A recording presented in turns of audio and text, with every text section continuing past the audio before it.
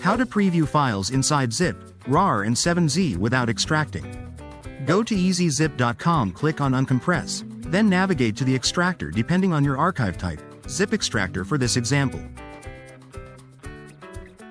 Click, select zip file to unzip, to open the file chooser, and select the zip file you wish to preview. The system will begin processing your archive. It may take a few seconds depending on the file size. Once the contents are listed, click on Preview next to any file to inspect it directly in your browser.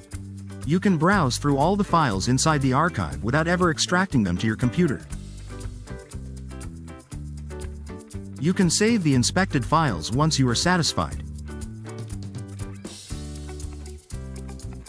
It's that easy. I hope that helps. Please click the logo and subscribe, it would mean a lot to us.